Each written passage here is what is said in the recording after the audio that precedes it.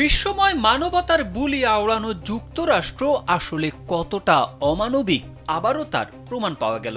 সম্প্রতি ৩১ বাংলাদেশিকে ফেরত পাঠিয়েছে ট্রাম্প প্রশাসন, তাদেরই একজন ফয়সাল আহমেদ।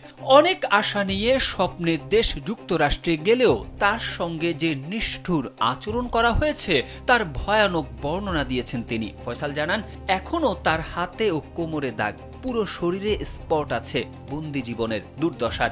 বাংলাদেশের বিমানবন্দরে নামার আগে ৭৫ ঘন্টা তাকে ডান্ডা বেড়ি পরিয়ে রাখা হয়, এমনকি বাথরুমেও যেতে দেওয়া হয়নি।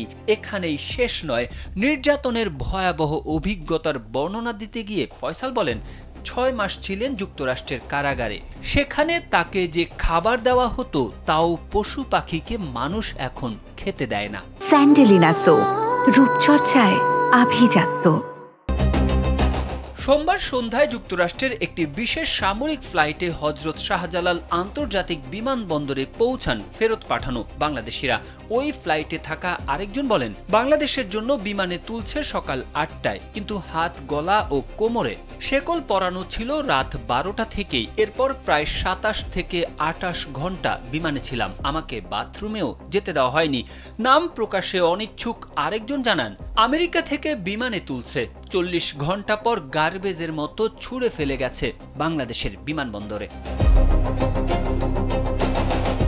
ব্র্যাক মাইগ্রেশন সেন্টারের তথ্য অনুযায়ী যুক্তরাষ্ট্র থেকে গেল ৭ মাসে এভাবে ফেরত পাঠানো হয়েছে ২৫০র বেশি বাংলাদেশিকে। আরও অনেকে যুক্তরাষ্ট্রের বিভিন্ন কারাগারে বন্দী রয়েছেন, যাদেরকে ফেরত পাঠানো হতে পারে বলে জানিয়েছেন ফেরত আসা কর্মীরা। বন্দীদেরকে ফেরত পাঠানোর সময় তাদের সঙ্গে যে আচরণ করা হচ্ছে সেটি নিয়ে প্রশ্ন তুলেছেন অনেকে। এমনকি এই প্রক্রিয়া নিয়ে প্রতিবাদও জানিয়েছে কয়েকটি দেশ।